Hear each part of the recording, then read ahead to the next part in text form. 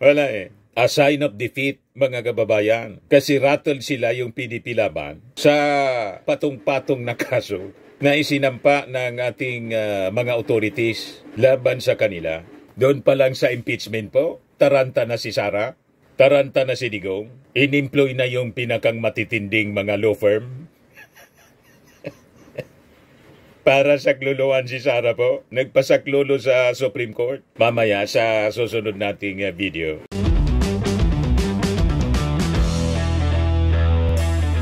Ito naman po yung bago naming product na binibenta online. iGlow Serum Whitening po siya. Tingnan ninyo yung epekto sa aking anak na architect before and now. Yung mga inquiries po ninyo, dumiretso na lang kayo sa kanyang Facebook account, Riz Maravillas. Kumusta po kayo mga kababayan? Nandyan ka na naman Mr. Maravillas. Nakakainit ng ulo yung programa mo.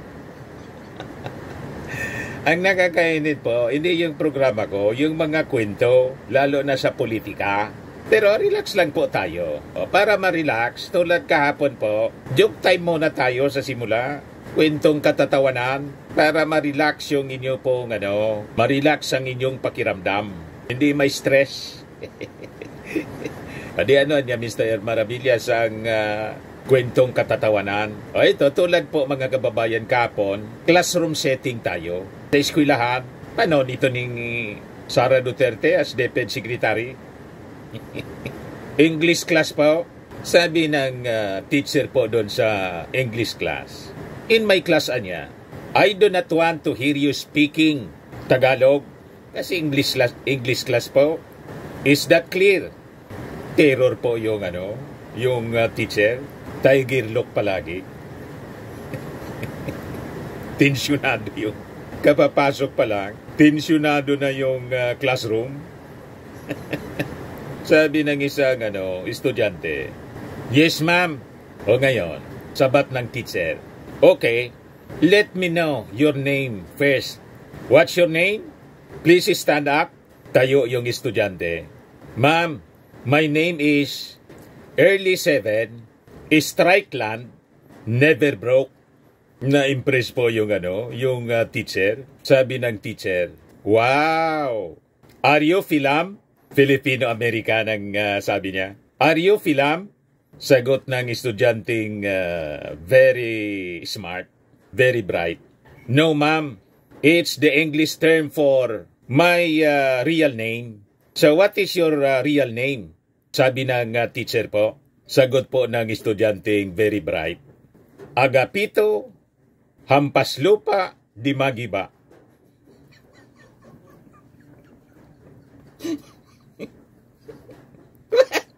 Tawanan po yung buong classroom. Yun pala po ang totoong pangalan. Agapito Hampas Lupa Di Magiba.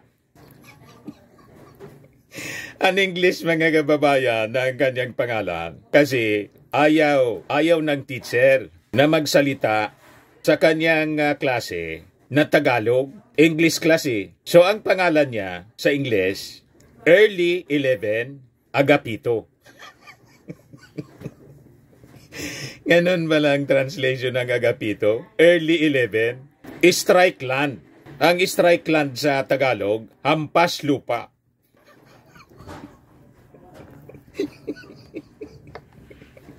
Tapos, Never Broke, Di Magiba. Tama naman po, mga kababayan. Na-relax na kayo. Loko ka na talaga, Mr. Maravillas. May isa pang kwento. Classroom uli. Ito naman po, Filipino class. Sabi ng Filipino teacher, doon sa kanyang estudyante. Kasi napansin niya mga kababayan, parang natutulog lagi sa kanyang klase. Kaya sabi ng teacher, bakit ka natutulog sa oras ng klase ko? Galit yung teacher sa Filipino. Sagot po ng estudyante, ma'am, bakit anya kasi kayo nagkaklase sa oras ng tulog ko?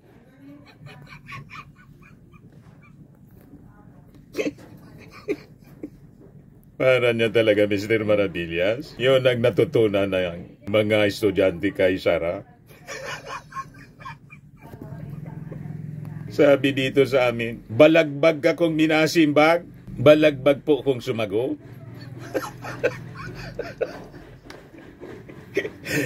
Piloso po, mga kababayan, uminit yung ulo ng teacher.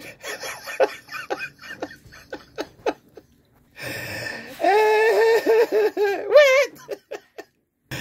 Ayan po, mga kababayan, yung ating maikling kwento. Kwentong katatawanan, joke time. Hindi po yung no joke ni Sarah na pagbabanta. Okay pa? O ngayon, before natin pag-usapan, yung mga topics natin ngayon, kahapon nasa Dumaguete City, yung ating Pangulong Bongbong Marcos, namigay ng mga tulong. Yung dating ginagawa po na Bagong Pilipinas Servisyo Fair, tinutuloy-tuloy lang ng ating Pangulo. Then afterwards, nagsalita siya doon sa Alyansa ng Bagong Pilipinas Proclamation Rally. Binanata na naman po yung PDP laban. Si Digong, binanata na naman po ng ating Pangulong Bongbong Marcos. But before ko iparinig sa inyo yung speech ng ating Pangulo, saka yung mga kaganapan doon, at pag-usapan natin, click subscribe muna dito sa ating YouTube channel and hit the notification bell para lagi po kayong updated sa mga kaganapan dito sa ating bansa at para masaya. Share lang po ninyo para naman maka 1 million na tayo na followers. O diba? 119 pa lang kasi po itong isang channel natin. Bago kasi ito po, kung hindi nasira yung unang channel natin, yung Dante Talks, baka mga 300 to 500,000 na tayo na mga followers. Yung isa ko naman na channel, kasi multiple channel tayo, 126,000. Yung Bullseye by Dante Maravillas 2. Kaya kung hindi pa po kayo nakasubscribe, click subscribe po. At share ninyo sa inyong mga kaibigan. Para masaya dito po, lagi lang tayong masaya. Kahit minsan umiinit yung ulo. Yung mga tinatamaan natin. Tinatamaan man lang po, yung mga masasamang loob. O ngayon, ito po yung ating Pangulo. Binakbakan na naman po si Digong. Binalatan yung matanda. Yan sabi ng ating Pangulo. Progress niya, not fear-mongering. Ang solusyon niya ng mga problema ng ating bansa, hindi niya yung pananakot ninyo, pananakot nila, pagbabanta, pananakot. Hindi niya yan ang solusyon sa napakaraming problema ng ating bansa, o di ba? Basag na naman po si Digong. Kaya yung PDP laban, after na mag kick-off rally doon sa Club Filipino, wala na yatang sumunod na proclamation rally. Wala eh. Inapos na yata ng pundo, durog na yung pugo. Yung sa Manila po, may ni-raid naman po na nag-operate ng pugo. Talagang hindi kayo tatantanan ng ating administrasyon na sabi ng ating Pangulong Bongbong Marcos kahapon, tulad ng mga naunang sinabi, ito niya yung naging pugad ng mga kriminal. You see? Yan ang sabi ng ating Pangulo. Initiatives seeking progress, not threats, would be the solution to the Philippines' problems. Yan yung sabi niya doon sa Negros Oriental.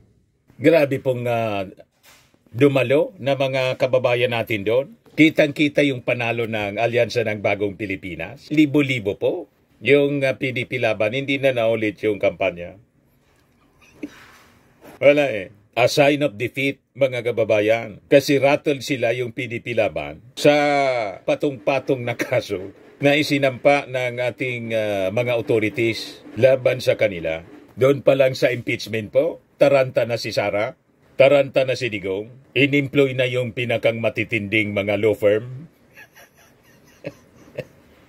Para sakluluan si Sara po, nagpasaklulo sa Supreme Court. Mamaya sa susunod nating video, doon natin i-focus yung ating discussion. Meanwhile, dito muna sa naging speech ng ating Pangulong Bongbong na naging tigri na po. Sabi dito sa report ng Inquirer, in what seems to be his latest swipe against the administration of former President Rodrigo Duterte, Marcos said, during the Alyansa para sa Bagong Pilipinas rally in Dumaguete that improving the government's functions would be key to improving the lives of Filipinos. Tama po. Kaya nga po may slogan tayo na bagong Pilipinas. At yung bagong Pilipinas, ma-achieve natin ang bagong Pilipinas kung bago ang ating mga gagawin, bagong pag-uugali, bagong pananaw. Yan o, bagong Pilipinas, transforming minds, transforming lives. Yung pananaw mga kababayan, paninindigan, paniniwala ng ating Pangulo, ng ating administrasyon po, biblical, pag hindi po tayo nagbago, walang mangyayari sa ating buhay. And in fact, sabi sa Bible, kahit yung pagpasok sa langit po, renewal of our mind, of ourselves, be born again. Ang bagong Pilipinas po, parang yung pagiging born again, dapat bagong tao ka. Hindi yung lumang pagkatao na masasama ang ginagawa. Tulad ng previous administration, lahat kasamaan po. Kaya nga description ng ating Pangulo dito sa grupo ni Digong, Team Lagim, Team Kadiliman. O diba? Kasi po, ang mga followers ni Digong at si Digong mismo, ang pinopromote po, violence, lahat pagbabanta, pati yung mga senador, ginok yung pagpatay, pinsi yung patayin natin anya, Bombay na lang natin para mabakante. Imagine that. That is the old mindset mga kababayan. Normalizing violence. Kaya sabi ng ating Pangulo, hindi niya yan makakatulong. Hindi pwede yung pananakot. Hindi pwede yung fear-mongering. Ang kailangan natin pagkakaisa para magtulong-tulong tayo, paunlarin ang ating bansa. Di ba napakaganda ng mensahe ng ating Pangulo? Kaya sabi niya po doon sa kanyang speech, My fellow Filipinos, our direction is clear. Our direction is to improve the state of the Philippines and not to oppress people. Progress, not fear-mongering, is the solution. What we should do is to make our government run more efficiently. Yan po ang leader na matino. Sabi ng ating Pangulo, alliance candidates are with us in upholding the interests and welfare of every Filipino.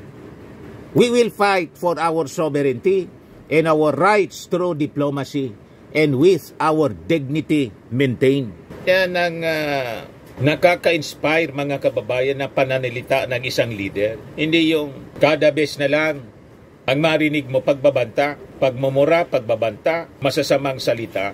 Diba? O kaya nga po, as a consequence ng kanilang mga masasamang gawain, patong-patong na problema. O si Sara tumakbo na sa Supreme Court, taranta na po. Kasi pag natuloy yung impeachment po, impeachment trial, gusto niyang ipa-stop, malabo po na paboran sila ng Supreme Court. Kasi yung sole authority, sole power po, to hold impeachment trial, nasa Senado po siya, wala sa Supreme Court. Yung sinasabi nilang defective, yung impeachment complaint, sabi nga natin mga kababayan, ang defective po, yung pag-iisip ng mag-ama.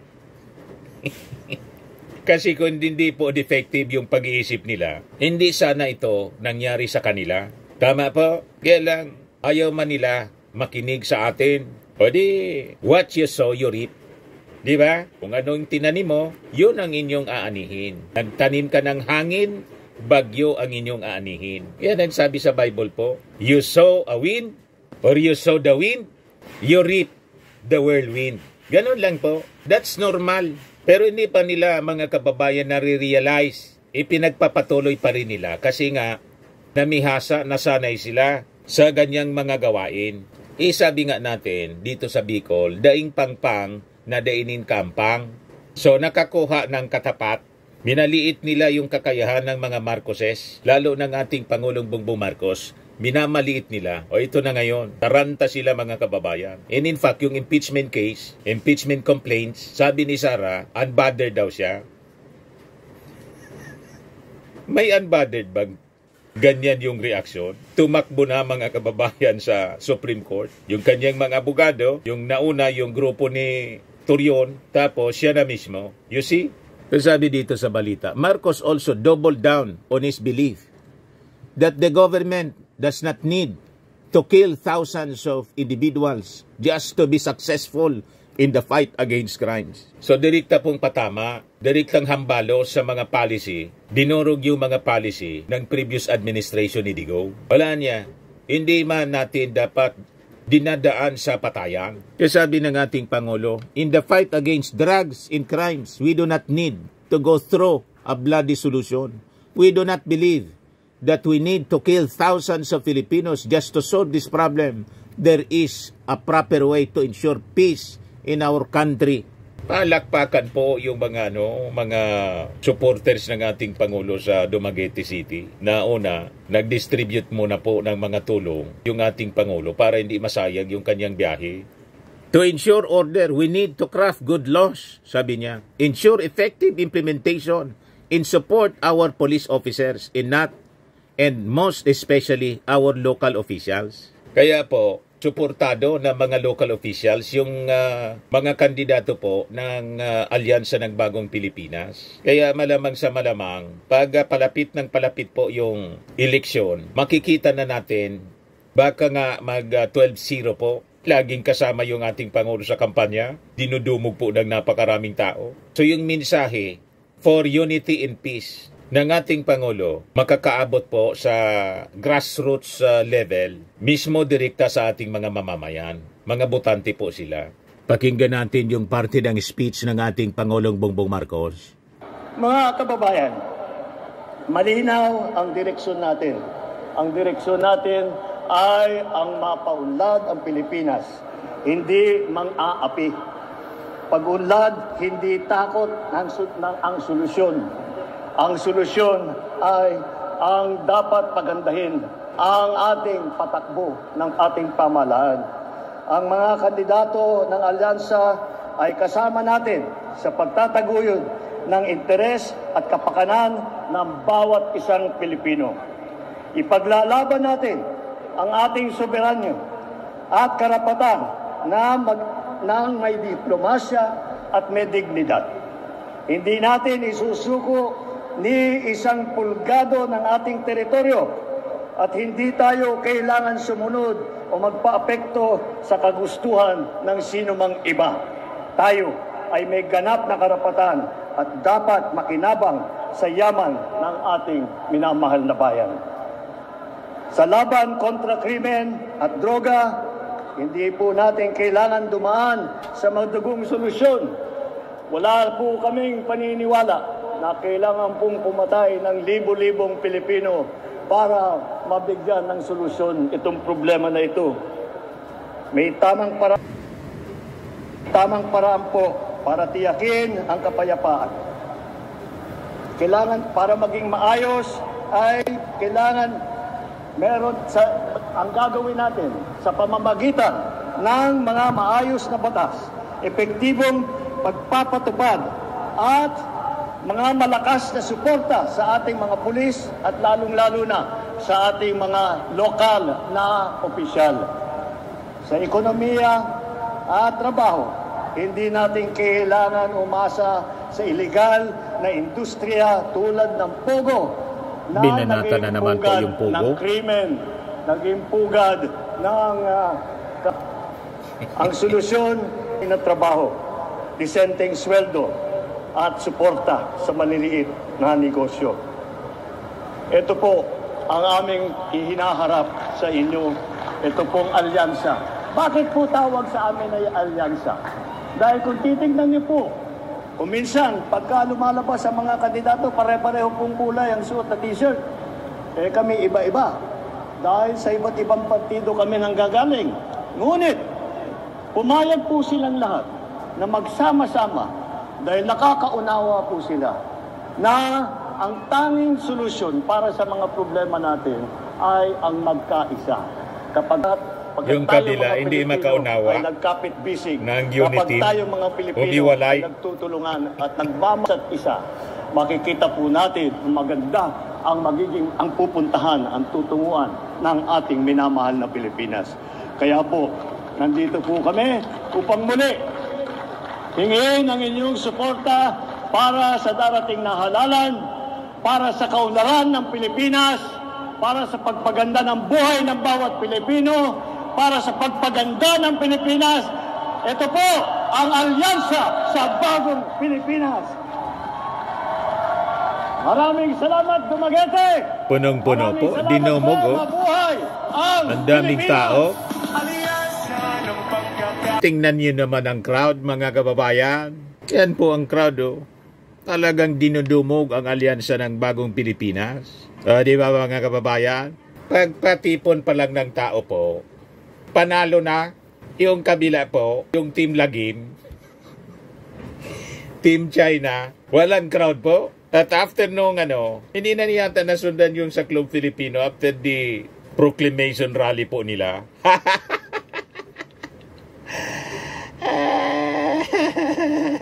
Wala man kasi pong crowd at malamang walang pundo. Yung tubo, mga kababayan, nasara yung tubo. You see? So malabo po na manalo. Ayan ang crowd, mga kababayan. Matindi po ang crowd. Yan po. Matindi po, mga kababayan. Ang Pangulo ng Pilipinas, Hidden Sea, Ferdinand Romualdez Marcos Jr. Matindi po.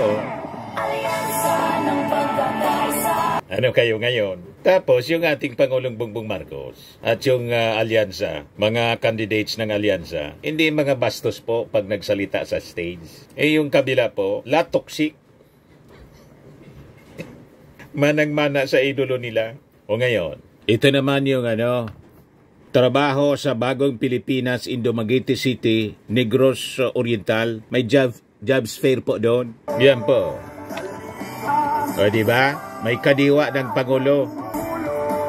Tuloy-tuloy ang pagtrabaho ng ating Pangulo po para i-address ang problema sa pagtaas ng presyo ng mga bilihin.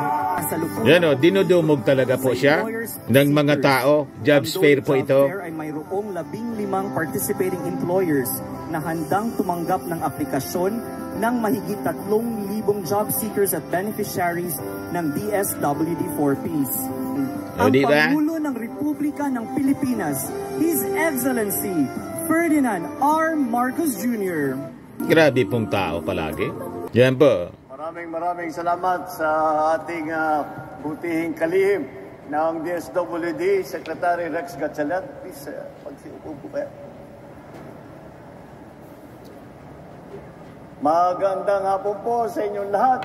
At ako'y natutuwa na kayong lahat ay nandito upang mabigyan namin ng kaunting suporta dito sa pamamagitan ng aming ginagawa. Dahil meron sa DSWD, nagbibigay ng AX, nagbibigay ng assistance po. Kaya po ang ginagawa po namin ay unang-una, ang pagka-report sa akin ni Secretary Rex Gatchalian ay sabi sa akin ay mag-graduate ngayong hapon, ngayong araw na ito sa 4Ps. Ang mag-graduate ay 3,000, mga mahigit kumulang 3,000. Umasinso na yung buhay, graduate na. Ang ibig sabihin po na napag-graduate, ibig sabihin, yung dating tinuturing at kinakalkula namin, tinuturing nating mahirap at nangangailangan pa ng tulong sa DSWD, ay sila po ay gumanda na ang kanilang sitwasyon na hindi na sila nangangailangan ng tulong sa DSWD. Ngunit, kailangan pa rin na magkaroon ng trabaho.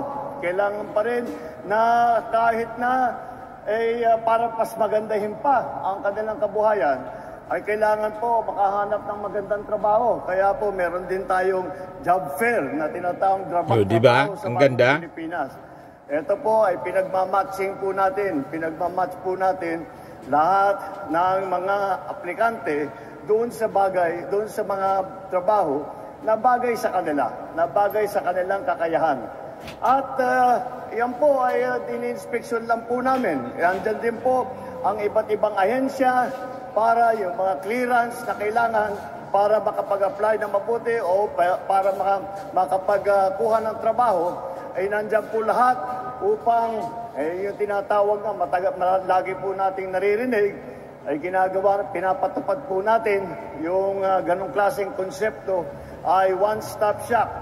Pagpunta nyo po rito, yung mga bibigyan ng tulong ng AX, ng DSWD ay makakakuha ng kanilang suporta na galing sa pamahalaan. At kasama na rin doon ang nandyan yung job fair para makahanap ng magandang trabaho. Yung iba nga, pagpasok ko, may isang grupo ang nakasuot na ng t-shirt na HOTS. Ibig sabihin, So mali po yung mga sinasabi ng mga DDS vloggers at kampo ng mga Duterte na ginawang palamoni na lang, umasa sa ayuda. Hindi po. Holistic po yung approach ng ating presidente. Yung mga kailangan ng tulong, tinutulungan po sa pamamagitan ng ayuda. Yung mga graduate na, tinutulungan na makakuha ng trabaho para hindi na po umasa sa gobyerno. Pwede ba napakagandang programa? Sabi nga, do not give them fish, but teach them how to fish. Para po sustainable. Yun ang strategy ng ating Pangulong Bongbong. Kaya mali-mali yung mga sinasabi ng mga critics ng ating administrasyon. Kasi nga po, luma yung kanilang mga pananaw. Ayaw nilang tanggapin ang programa, visions ng bagong Pilipinas. Sa bagong Pilipinas, dapat bagong Filipino, bagong mindset, bagong pagkatao. Hindi yung lumang pagkatao na magulo. Laging nanggugulo po. Iwanan na natin ang ganong uri ng mindset, mga kababayan, kung gusto nating umasenso. Tumulong kayo. Tama po?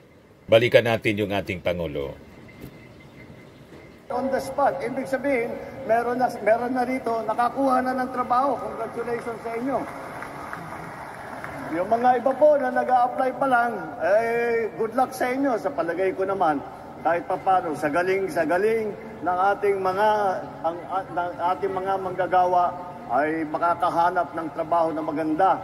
At tuloy-tuloy po ang aming binibigay na pagtulong sa lahat ng taong bayan upang alam naman po natin na kung minsan nakikita po natin, maliwanag naman, na yung iba sa ating mga kababayan ay hanggang ngayon ay nangangailangan pa rin ng tulong. Kaya po kami nandito upang ipagpatuloy ang ibinibigay ng DSWD at tuloy-tuloy ang aming tulong na gumawa ng paraan upang yung mga naghahanap ng trabaho ay makausap po nila ang mga employer para naman mabigyan ng trabaho ang mga ibang naghahanap ng mas magandang trabaho doon sa kanilang ginagawa ngayon. At bukod pa ron, meron po tayong kadiwa sa labas kung saan nakakapagbigay po tayo ng mga iba't ibang produkto. Meron dyan pagkain, meron dyan yung ibang produkto galing po sa pamahalaan. Yung mga bigas, yung mga gulay, dito po galing. Kaya po, nagagawa po namin na mapagbili ng 29 pesos lang po ang bigas na binibigay Kita mo, malapit na sa 20 pesos. Lahat ng mga 29 pesos. Ay makikita po ninyo ay mas mura kaysa sa presyuhan pagka tayo'y lumabas dito. Kita ninyo, yung kinakampanya nga po ni Akiko Pangilinan, 42 daw. May 35 na, may 29 na nga pala. Kailangan mabigyan ng tulong ay hindi na sila masyadong mahirapan dahil nakapagbili na po ng mga iba't ibang produkto na nakamura sila at kahit papano nabigyan natin ng tulong ng pamahalaan. Patuloy po ito. Hindi lang po ito dito sa Dumaguete. Ginagawa po namin ito sa buong Pilipinas. Habang ginagawa po natin ito, hindi po kung saan lang ako pupunta. Patuloy po yung mga ginagawang job fair at saka yung DSWD assistance at saka yung kadiwa ay habang ginagawa po natin ito dito sa Dumaguete ay may ginagawa din po sa mga iba't ibang lugar. Kaya ginagawa po lahat ng inyong pamahalaan upang mabigyan ng tulong ang mga nangangailangan ng tulong. Ang mga nahihirapan makahanap ng trabaho ay tinutulungan din po natin upang makahanap ng magandang trabaho. Hindi lang po. Naputol na. Naghang. Anyway, yun po ang maganda. Holistic yung programa. Hanggang sila makabangon, yung ating mga kababayan. At maging independent na po sila. Makatayo na sila, mga kababayan, sa sarili nilang paa. Diba? Napakaganda po. Mabuhay ang alyansa ng bagong Pilipinas. Mabuhay ang ating mga matitino na mga mamamayang Filipino. Sabi po sa survey ng UCTA, 36% sumusuporta sa ating Pangulong Bongbong. 18% na lang sa mga Duterte. Palusaw na. Malabo po. Kasing labo ng sabaw ng pusit. Ang agenda ng kabilang kampo. Tama po, mga kababayan? Maitim yung agenda po nila. At itong ating programa, mga kababayan, atin sa inyo nitong ating mga sponsors. Fairmax Firming and Lifting Cream. Pinapay po sa mga pulses in affected area. Mainam po ito sa mga pains at paninigas ng mga kaso-kasuan. Ito sa mukha naman yung application, anti-aging, Automax po siya. Ito ay Glow 60, mga kababayan. Whitening po siya. Made in South Korea. Ito naman po, Ningxia Red Mix Fruit Drink. Gawa po siya sa goji berry.